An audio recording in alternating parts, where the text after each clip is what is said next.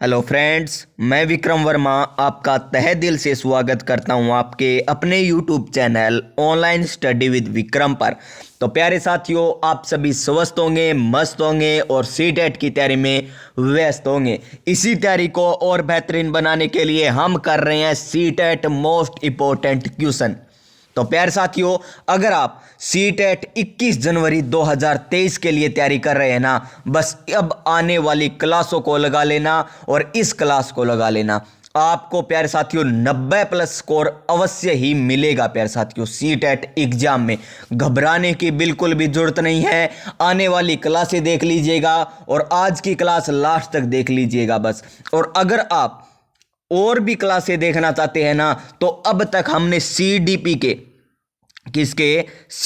के 11 previous year paper आपको करवा दिए। यानी एक पेपर में कितने पूछे जाते हैं? 30 क्वेश्चन पूछे जाते हैं। तो सीडीपी के 330 प्रीवियस ईयर क्वेश्चन प्यारे साथियों ऑफिशियल फाइनल आंसर की के साथ इसी चैनल पर करवाए गए हैं। और इनके अलावा सीडीपी में जीन पियाजे, वाइगोत्स्की, कोहलबर्ग, बुद्धि सिद्धांत से, बहुबुद्धि सिद्धांत से, एरिक्सन से, लैंगिक रूढ़िवादिता से जिस प्रकार क्वेश्चन पूछे गए हैं ना, उनकी अलग क्लासें लगा रखी है इस चैनल के माध्यम से। और मैं आपको बता देता हूं, अगर आप लेवल फर्स्ट की तैयारी कर रहे हैं तो आपको ईवीएस के प्रीवियस ईयर पेपर करवाए गए हैं। अगर आप लेवल सेकंड की तैयारी कर रहे हो तो इस चैनल के माध्यम से आपको साइंस भी करवा रखी है प्रीवियस ईयर पेपर।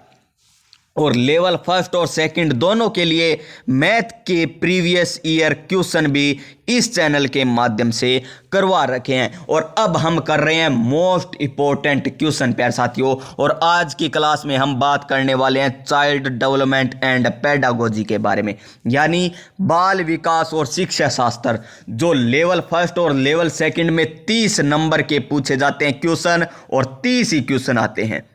30 नंबर के 30 क्वेश्चन पूछे जाते हैं बाल विकास और शिक्षा शास्त्र यानी चाइल्ड डेवलपमेंट एंड पेडागोजी के।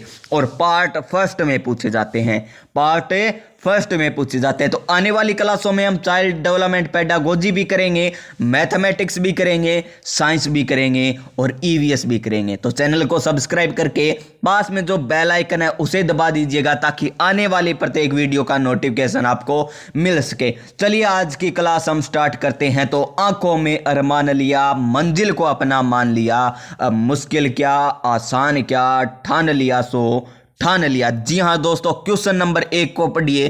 क्या है क्वेश्चन नंबर 1? शरीर के केंद्रीय भाग से परिधियों या अग्रांकों की ओर का विकास दर्शाता है। यानी शरीर के क्या है? शरीर के केंद्र से परिधि की ओर यानी बाहर की ओर, यानी अंदर से बाहर की ओर, यानी मध्य से बाह्य की ओर विकास दर्शाता है। कौन से ऑप्शन में दर्शाता है? ऑप्शन नंबर 1 देखिए, विकिरणीय विकास के सिद्धांतों को नहीं। ऑप्शन नंबर 2, विकेंद्रीकृत विकास के सिद्धांतों को नहीं। ऑप्शन नंबर 3 देखिए, मध्य बाह्य विकास के सिद्धांतों को। जी हां दोस्तों, इस क्वेश्चन का राइट आंसर यही होगा, ऑप्शन नंबर 3। क्या हो जाएगा? ऑप्शन नंबर 3 हो जाएगा इस क्वेश्चन का राइट आंसर। यानी शरीर के केंद्रीय भाग से परिधीय की ओर या अंगांकों की ओर विकास कौन दर्शाता है? मध्य बाह्य विकास के सिद्धांत को दर्शाता है। इस क्वेश्चन का राइट आंसर ऑप्शन नंबर 3 हो जाएगा। इस प्रकार के क्वेश्चन आपसे पूछे जाएंगे सीटेट 2021 में, नहीं 2024 में, क्योंकि 21 जनवरी को तो आपका एग्जाम है प्यारे साथियों। आगे देखिए, स्कूल बच्चों के समाजीकरण की एक ऐसी संस्था है जहां, क्वेश्चन क्या कह रहा है? ध्यानपूर्वक क्वेश्चन पढ़ोगे ना तो आप आसानी से क्वेश्चन कर दोगे। क्वेश्चन ध्यानपूर्वक ऑप्शन और बेहतर तरीके से पढ़ेंगे। देखिए, स्कूल बच्चों के समाजीकरण की एक ऐसी संस्था है जहां प्रमुख स्थान स्कूली बच्चों का होता है। प्रमुख स्थान किसका होता है? स्कूली बच्चों का होता है। प्रमुख स्थान स्कूल की दिनचर्या का होता है। प्रमुख स्थान स्कूल की गतिविधियों का होता है। प्रमुख स्थान स्कूल के शिक्षकों का होता है। तो इसमें कौन सा ऑप्शन प्यारे साथियों आपको पॉजिटिव लग रहा है? तो ऑप्शन नंबर 1 क्या है? प्रमुख स्थान स्कूली बच्चों का होता है। स्कूल बच्चों के समाजीकरण की एक ऐसी संस्था है जहां प्रमुख स्थान स्कूली बच्चों का होता है, यानी विद्यार्थियों का प्रमुख स्थान होता है। न तो प्यारे साथियों दिनचर्या का प्रमुख स्थान होता है, ना गतिविधियों का होता है, ना ही स्कूल के शिक्षकों का प्रमुख स्थान होता है, बल्कि किसका होता है? प्रमुख स्थान होता है विद्यार्थियों का, यानी स्कूली बच्चों का। तो इस क्वेश्चन का राइट आंसर क्या हो जाएगा? Option number 1। Option number 1। चलते हैं अब हमारे क्वेश्चन नंबर 3 पर। और क्या है क्वेश्चन नंबर 3? क्वेश्चन नंबर 3 देखिए, जब आप एक शिक्षक समय से, देखिए जब आप एक शिक्षक समय से जुड़ जाते हैं और आप जुड़ चुके हो प्यारे साथियों, शिक्षक से जुड़ चुके हैं और अपने समूह के अन्य लोगों की तरह पोशाक धारण करने लगते हैं, तो आप प्रदर्शन कर रहे हैं। देखिए आप शिक्षक का रूप अपना चुके, यानी शिक्षक बनने की सीढ़ी चढ़ चुके हैं, यानी आपने शिक्षक बनने के लिए प्यारे साथियों जो प्रारूप चुना है, शिक्षक का जो पेशा चुना है ना, उसमें और सामान्य लोगों में अंतर होना चाहिए। लेकिन प्यारे साथियों आप उसी प्रकार की पोशाक धारण करते हैं जिस प्रकार की सामान्य लोग, जैसे फटी हुई जीन्स प्यारे साथियों नए युवक पहनते हैं। अगर आप भी शिक्षक बनने जा रहे हो और फटी हुई जीन्स धारण करते हो प्यारे साथियों, अगर आप उन्हीं की तरह वस्त्र धारण करते हो ना, तो आप किस प्रकार का प्रदर्शन कर रहे हो? क्या आप समय की पहचान का कर रहे हो? नहीं। समय की आज्ञाकारिता का कर रहे हो? नहीं प्यारे साथियों। क्या समय निर्देश अनुपालना की कर रहे हो? नहीं। आप समय की अनुरूपता उनके यानी समय के जैसे दिखने, यानी अनुरूपता का पालन कर रहे हो। तो इस क्वेश्चन का राइट आंसर हो जाएगा ऑप्शन नंबर 4। क्या हो जाएगा? ऑप्शन नंबर 4 हो जाएगा राइट आंसर। तो प्यारे साथियों आपको समझ में आ रहा होगा। धीरे धीरे हम बढ़ेंगे आगे की ओर। क्वेश्चन नंबर 4 देखिए, क्योंकि प्यारे साथियों आप सभी को पता है धीरे धीरे रेमना धीरे सब कुछ होए, माली सिंचे सोगड़ा ऋतु आए फल होए। जी हाँ दोस्तों, ऋतु आएगी तभी ही फल मिलेगा। तो देखिए किसी वस्तु के स्थायित्व के अवधारणा जीन प्याजे के विकास के चरण में प्राप्त हो जाती है। तो जीन प्याजे के कितने चरण हैं मैंने आपको प्रीवियस ईयर पेपर करवाए थे ना, तब अच्छी तरह व्याख्या करके बताई थी। क्या बताई थी? जीन प्याजे की 4 अवस्थाएं होती है। एक पूर्व सावैंगिक अवस्था होती है, एक सावैंगिक अवस्था होती है, एक मूर्त और एक अमूर्त। 4 अवस्थाएं बताई थी। और मैंने ये भी बता रखा है प्यारे साथियों, अगर आप सीटेट की तैयारी कर रहे हो ना, आपको पता होना चाहिए कि जीन प्याजे, वाइगोत्स्की, कोहलबर्ग, इन 3 सिद्धांतों से मात्र 8 या 9 क्वेश्चन पूछे जाते हैं। आपको यकीन नहीं हो रहा ना, तो प्रीवियस ईयर पेपर देख लीजिए। 3 सिद्धांतों से 8 या 9 क्वेश्चन पूछे जाते हैं। और एक क्वेश्चन पूछा जाता है आनुवांशिकता और वातावरण से, एक क्वेश्चन पूछा जाता है लैंगिक रूढ़िवादिता से, एक क्वेश्चन पूछा जाता है समावेशी कक्षा से प्यारे साथियों, एक क्वेश्चन किससे पूछा जाता है बहुबुद्धि सिद्धांत से, एक क्वेश्चन पूछा जाता है एरिक्सन के सिद्धांत से, एक क्वेश्चन एरिक्सन के सिद्धांत से पूछा जाता है, और एक क्वेश्चन प्यारे साथियों पूछा जाता है आपकी समझ पर आधारित। इतने क्वेश्चन तो पक्के आते हैं, और आए या ना आए इतने क्वेश्चन जरूर आपको देखने को मिलेंगे। यानी 9, 10, 11, 12, 13, 14, 15, यानी 30 में से 15 क्वेश्चन तो परमानेंट है। इतने पढ़ गए ना तो 30 में से 15 नंबर आपके आ जाएंगे प्यारे साथियों। और जीन प्याजे से 2 या 3 क्वेश्चन देखने को मिलते हैं हर पेपर में। तो देखिए क्या है, किसी वस्तु के स्थायित्व की अवधारणा प्याजे के विकास के चरण में प्राप्त होती है। तो कौन से चरण में होती है? संवेदी गामक चरण में, यानी ऑप्शन नंबर 1। ऑप्शन नंबर 1 हो जाएगा इस क्वेश्चन का राइट आंसर। क्वेश्चन नंबर 5 क्या है? क्वेश्चन नंबर 5 क्या है? व्यक्तिगत शिक्षा कार्यक्रम की योजना के संदर्भ में बनाई जाती है। यानी व्यक्तिगत शिक्षा कार्यक्रम की योजना किसके संदर्भ में बनाई जाती है? क्या विशेष शिक्षा कार्यक्रम के, क्या बाल केंद्रित शिक्षा कार्यक्रम के, क्या मुक्त विद्यालय शिक्षा कार्यक्रम के, क्या ई अधिगम शिक्षा कार्यक्रम के? तो इसमें से आपको साफ दिख रहा है प्यारे साथियों, चाइल्ड डेवलपमेंट एंड पेडागोजी। क्या है?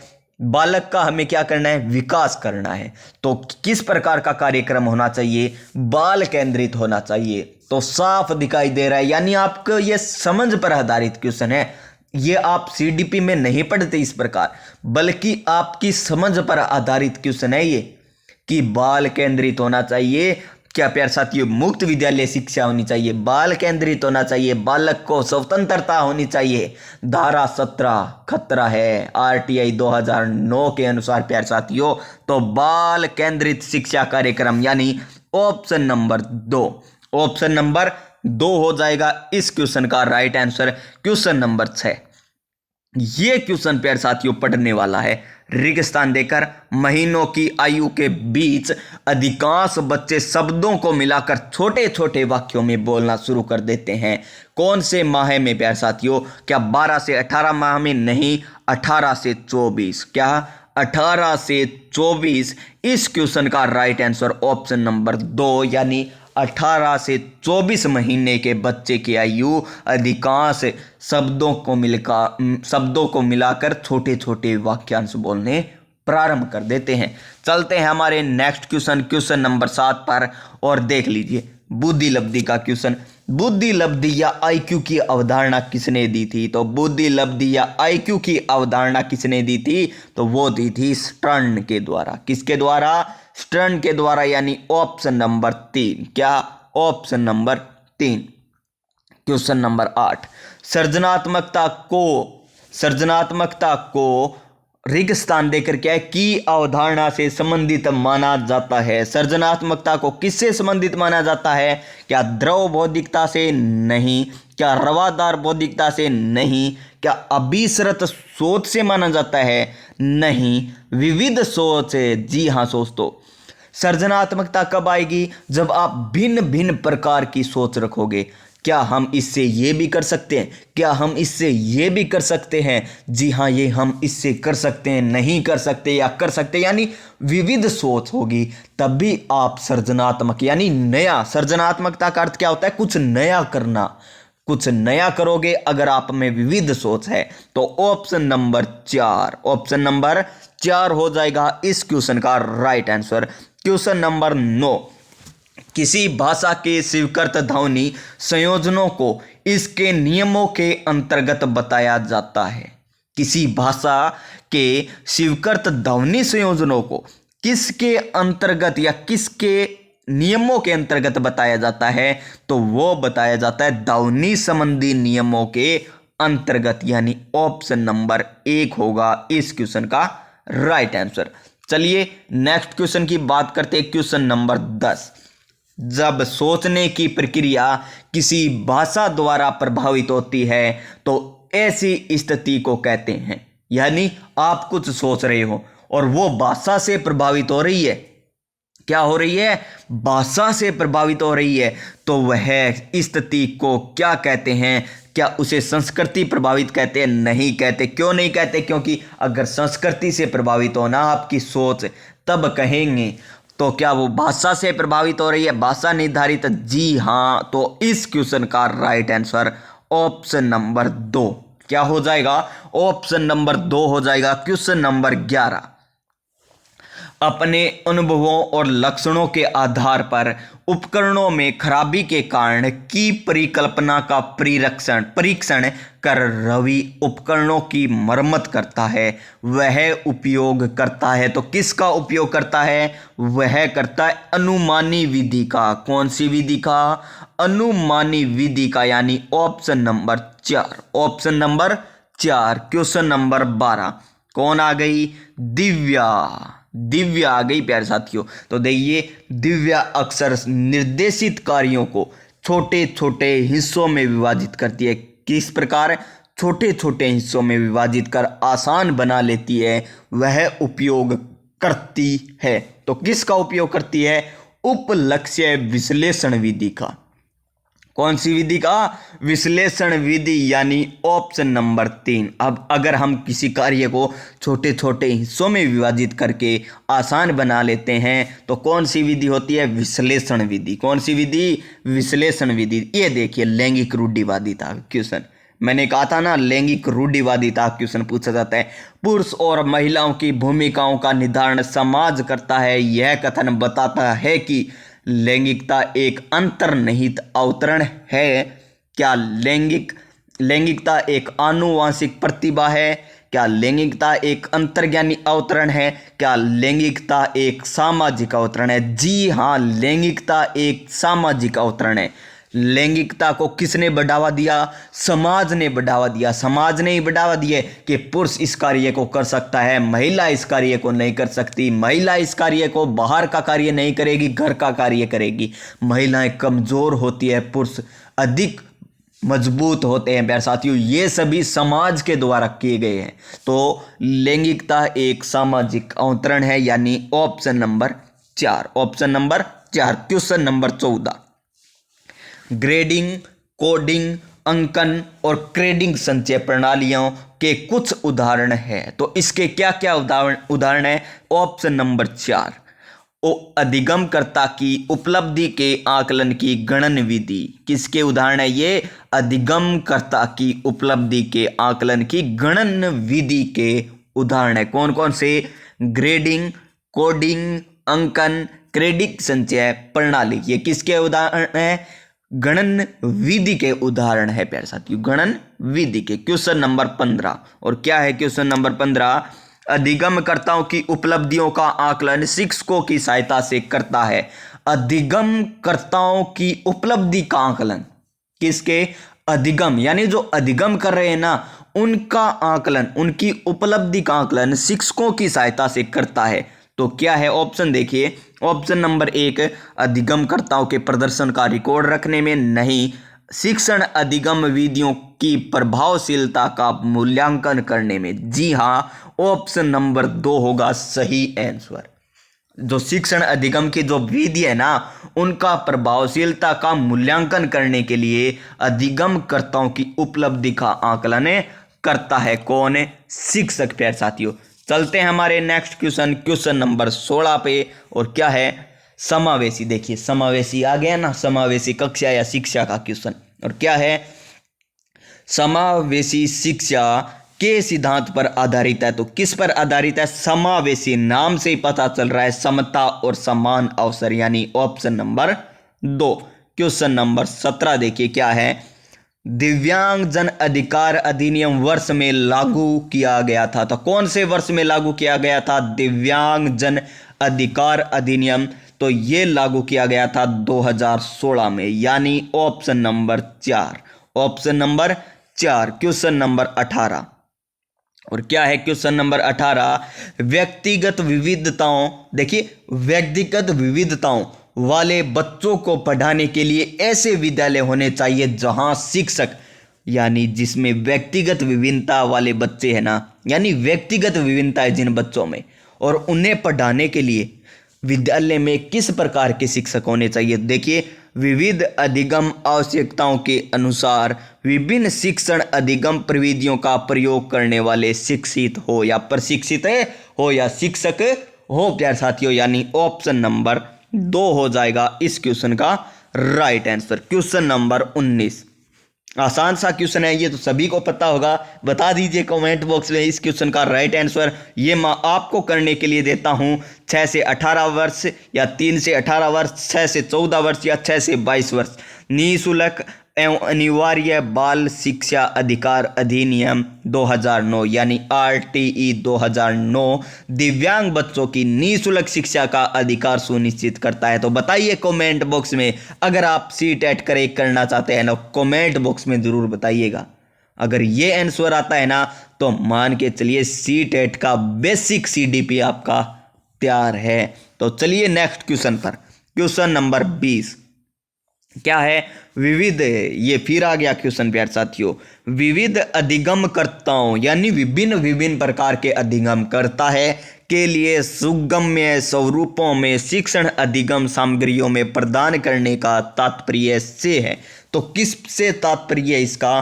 तो अधिगम की सार्वभौमिक संरचना से तात्पर्य, यानी option number 4। Option number 4। Question number 21, ये आ गया प्यारे साथियों फिर एक सिद्धांत से क्वेश्चन। और कौन सा सिद्धांत है? स्व जागरूकता एवं संज्ञानात्मक क्षमताओं का नियंत्रण, जैसे योजना बनाना, समीक्षा करना, संशोधन करना इत्यादि में केंद्रित होते हैं। तो केंद्रीकरण में, कौन से में? केंद्रीकरण में, यानी ऑप्शन का राइट आंसर। रुकिए प्यारे साथियों, केंद्रीकरण तो होता है जीन पियाजे के अनुसार, और हमें बताना है संज्ञान बोध, क्योंकि ये सिद्धांत किसका है? ये प्यारे साथियों जीन पियाजे का नहीं, वाइगोत्स्की का सिद्धांत है। किसका है? वाइगोत्स्की का सिद्धांत है प्यारे साथियों, संज्ञानात्मक का। तो ऑप्शन नंबर 2 आएगा इस क्वेश्चन का राइट आंसर। क्वेश्चन नंबर 22, जब बच्चे प्राप्त की गई सूचनाओं की व्याख्या करने के लिए अपने अनुभव के आधार पर सोचते हैं। देखिए, अपने अनुभव के आधार पर सोचते हैं। बच्चे किस पर? अपने अनुभव के आधार पर सोचते हैं, तो उसे कहा जाता है, तो उसे क्या कहा जाता है प्यारे साथियों? ये है मूर्त सोच। क्या है? मूर्त सोच, यानी अपने अनुभव के आधार पर सोचेंगे तो मूर्त सोच होगी, यानी option number 4। Option number 4। Question number 23, अधिगमकर्ताओं को व्यक्तिगत क्षमता के आधार पर उनकी कठिनाइयों के विभिन्न स्तरों को ध्यान में रखते हुए पढ़ाने की विधि को कहा जाता है। तो क्या कहा जाता है? इसे कहा जाता है प्यारे साथियों, ऑप्शन नंबर 1 विभेदी अनुदेशन। विभेदी अनुदेशन, यानी ऑप्शन नंबर 1। क्वेश्चन नंबर 24, प्रतिपालन अधिगम का एक विशिष्ट चरण है जो अधिगम के कौन से चरण का पूर्ववर्ती है? पूर्ववर्ती, इन शब्दों को देखिए, बस ध्यान से देखिए, चरण का पूर्ववर्ती बताना है। और कौन से चरण का? प्रतिपालन अधिगम का एक विशिष्ट चरण है।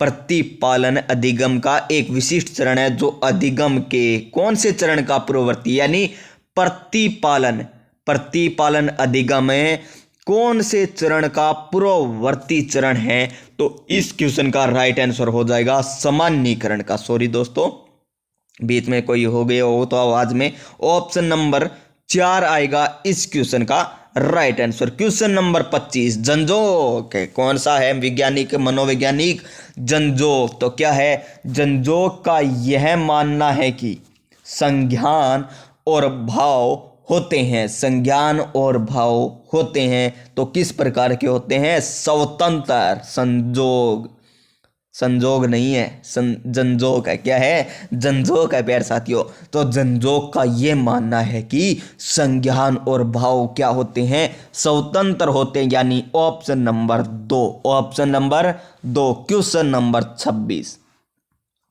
पहले से सीखे हुए कार्यों में सुधार लाने के लिए शिक्षक बच्चों को प्रदर्शन देकर सिखा रहा है, वह शिक्षण की विधि का प्रयोग कर रहा है। तो कौन सी विधि का उपयोग कर रहा है शिक्षक?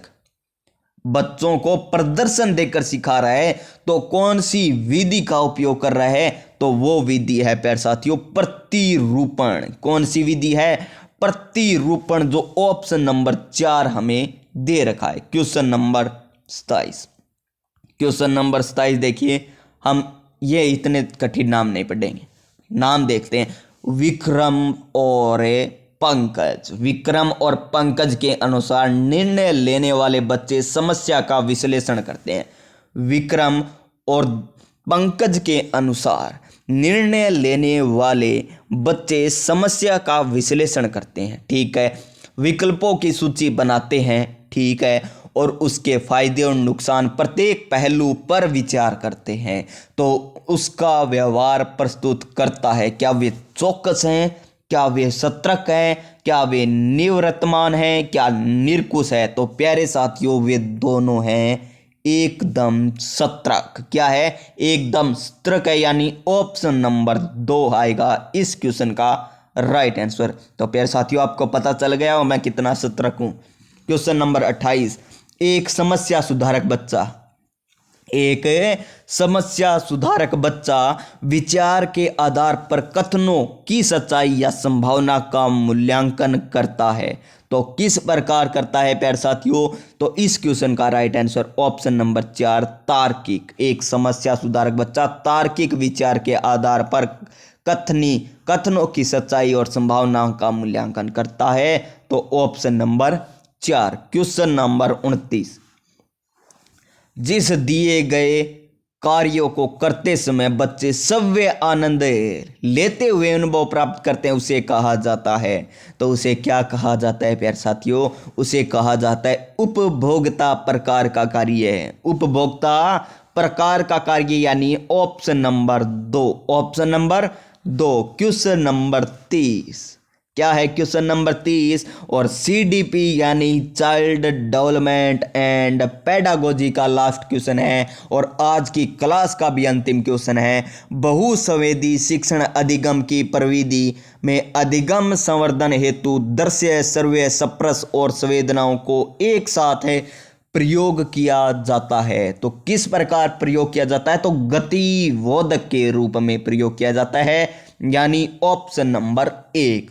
तो प्यारे साथियों, आज की क्लास में यहाँ तक पढ़ेंगे हम। कल पढ़ेंगे हम, देखिए, पार्ट 2, जो लेवल 1 में तो मैथ पूछी जाती है और लेवल 2 में विज्ञान पूछी जाती है।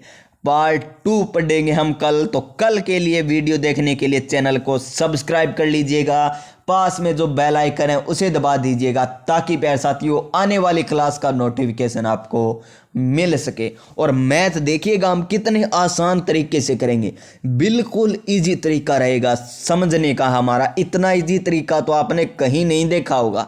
देख लेना प्यारे साथियों, अगर आपको यकीन नहीं हो रहा ना, तो कल की क्लास में और आ जाना, तब आपको पता चल जाएगा कि कितने आसान तरीके से हम मैथ को समझते हैं। तो मिलेंगे कल की क्लास में, तब तक के लिए इजाजत दीजिए प्यारे साथियों। जय हिंद, जय भारत।